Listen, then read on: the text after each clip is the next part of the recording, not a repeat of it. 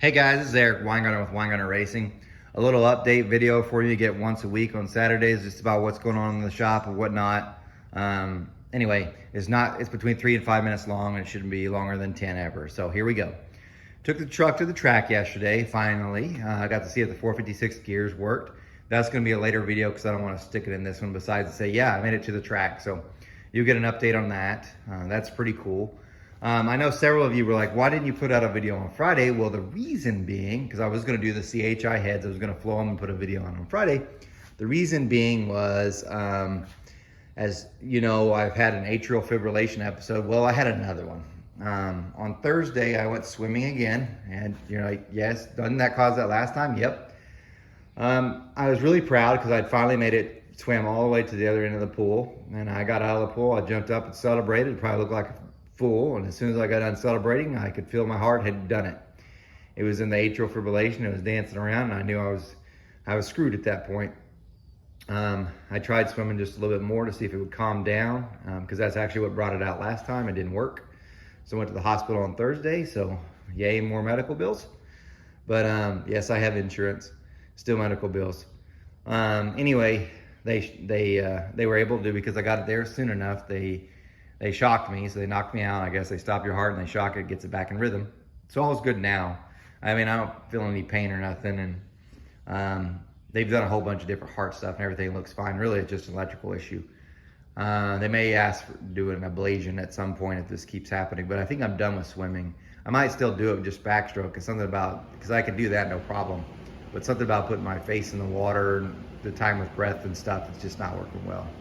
Anyway, there's that. So that slowed everything down in the shop. But the other thing that's kind of slightly slowing me down is I hired my son to help in the shop. Now he's 15 years old. I know some of you are already like, I don't want some 15-year-old working on my heads. I get that. And he is and he isn't. Here's what he does. He cleans heads and he tears them down. And he does other stuff that I don't want to do, like sweep the shop, or he's going to paint the trailer this week.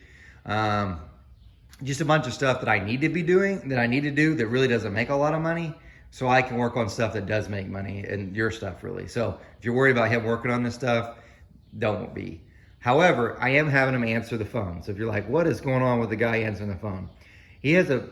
I'm really working as a father, even though he's my employee too, to get him better at personal skills as far as the phone. So please be patient with him on the phone.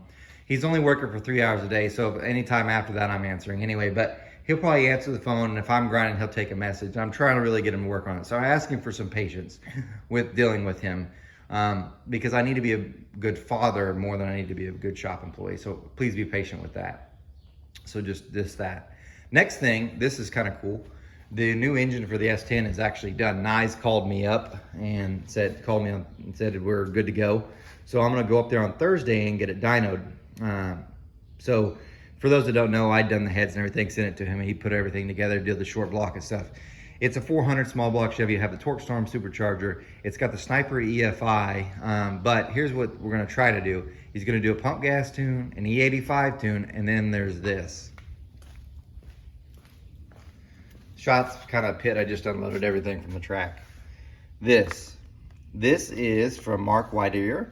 This is a 1000 CFM blow-through methanol carburetor. So when I go to the track with that combination, so I'll use a Sniper to drive around. I might even go to the track with a Sniper. I don't mind that either. But I'm gonna have, the truck's totally gonna get redone. I'll have two separate fuel systems, one for methanol and one for gas. But I'm gonna try this blow-through methanol carburetor and we'll see what it does. Now it's much larger than the Sniper, so it should be interesting. But I'm really pumped up about it. Really good, nice carburetor. He does really good work. All billet stuff. This should be a really nice piece. I'm curious to see what it does. But anyway, look forward to that. That'll be a later video. In case you're wondering, how much power do you think it's going to make? Well, the TorqueStorm, if you know anything about the TorqueStorms, they're really great, but they're only made for a small horsepower unless you got two. And I wish I had bought a second one, or if I just brought a Pro Charger. If I put a Pro Charger, I bet you I'd make over 1,000 easy. But with one TorqueStorm, I'm betting 700 maybe. If I'm lucky, 750, and maybe with this about 8. Which, well, how does that compare to this? Well, of course, this was dynoed on a different engine, but I'm hoping that it on gas, on a pump gas tune, really, it should make, you know, like 50 more horsepower and probably 100 foot-pounds more torque than this thing. But the difference is I won't have to turn it near as many RPMs. Like this makes peak power at 7,500. That one should make peak power like 65, 63. Much easier to drive, because I prefer to drive at places and do the drive and drag and drive events. So that's the point.